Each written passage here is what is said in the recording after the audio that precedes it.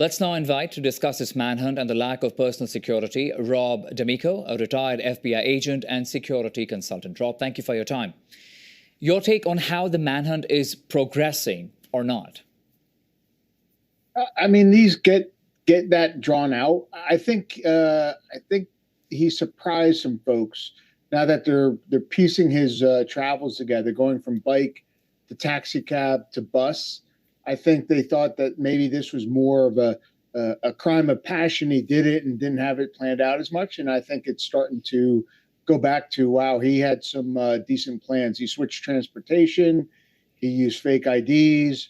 So they did say that they have identified his name, but they're not releasing it. I'm not so sure if that's a play or not, to put him in more of a desperate mode, thinking they know who he is. But this all comes into these typical manhunts that really kind of can get prolonged once they get out of a certain area. Okay, it can get prolonged. Like you're saying, of course, we know now when the suspect entered the city, how he was in the city for at least 10 days. He, of course, had changed transportation to get there. But now we understand the police have recovered the backpack. It seems as though they have recovered the suspect's backpack. What will they be looking out for in terms of clues now? So they're going to start looking at, and they may have some already, fingerprints, DNA, all the scientific stuff that could be in there. They may look at the type of clothing and really kind of see what he's prepared for. But I think he was probably prepared. The fact that he was in the city 10 days, it's not cheap to stay in New York 10 days. There was some financial backing or financial funds to be able to do that. And I think they're finding out he did a lot more planning for this event. You know, here's where it gets more interesting. Your take on the words on the shell casings saying deny, defund, and depose, and how they echo the title of a book on insurance companies and not paying claims. Yeah, I do. And I still think it goes back to that shows what triggered this event for him to do this, that it goes back to some type of denial of healthcare.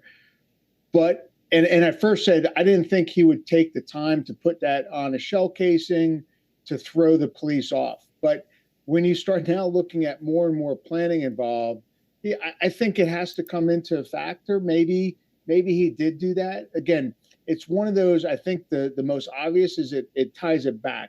But then again, if he did all this planning and there's some other reason in there, it has thrown police off a little bit. The fact that he tied it to a book about healthcare and the denial of coverage.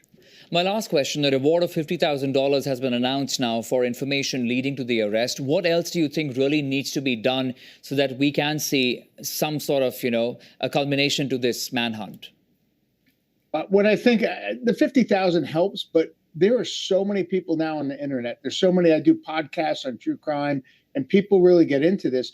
I think there is a ton of people now that are trying to be their own private detectives and figure this out, try to identify the guy and try to really help the police in this. So I think the public's all behind it, even though a lot of people have been coming out saying that healthcare is evil and there's some support or understanding of why someone was murdered because of it, which I don't condone, but it's, I think, overly surprising to some of the healthcare companies how positive people have had on the fact that the victim may have been denied health care coverage or a loved one.